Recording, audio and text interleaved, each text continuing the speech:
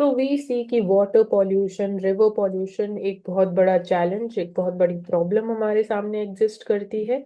तो उसका एक सॉल्यूशन है sewage treatment plant, STP plants.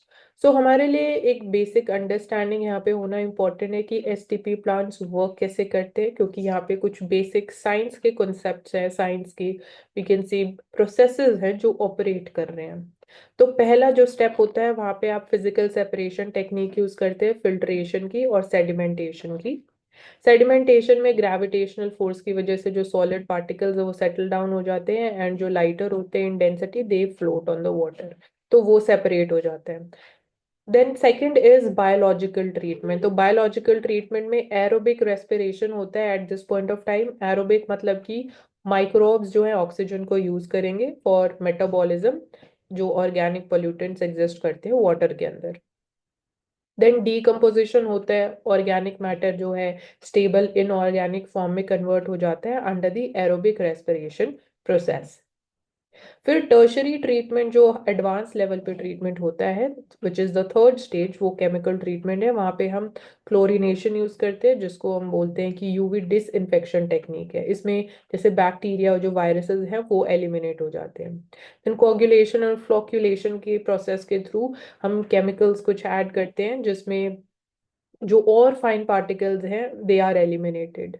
फिर न्यूट्रिएंट रिमूवल भी हमें करना पड़ता है, लाइक जो नाइट्रोजन एग्जिस्ट करता है उसको नाइट्रिफिकेशन, डी नाइट्रिफिकेशन से रिमूव किया जाता है वाटर से। फॉस्फोरस रिमूव किया जाता है which is precipitated using chemicals जैसे एलम।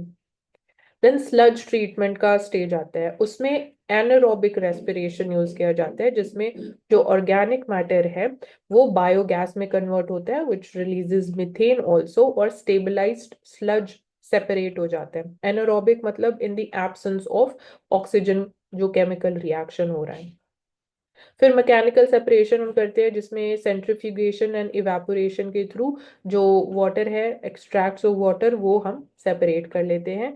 देन ट्रीटेड वाटर बचता है एंड में, जिसमें it is safe for the usages of again, जैसे इरिगेशन में हम यूज कर सकते हैं, या फिर इंडस्ट्रियल प्रोसेस में उस ट्रीटेड वाटर को यूज कर सकते हैं, एंड उसको आप safely even natural water bodies में, रिवर्स में फिर से रिलीज कर सकते हैं।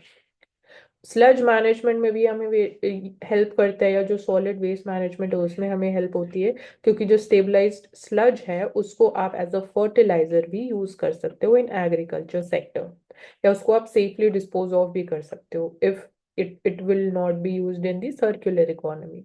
सो ये एक बेसिक प्रोसेस है कैसे एसटीपी जो सीवेज ट्रीटमेंट प्लांट्स है ऑपरेट करते हैं।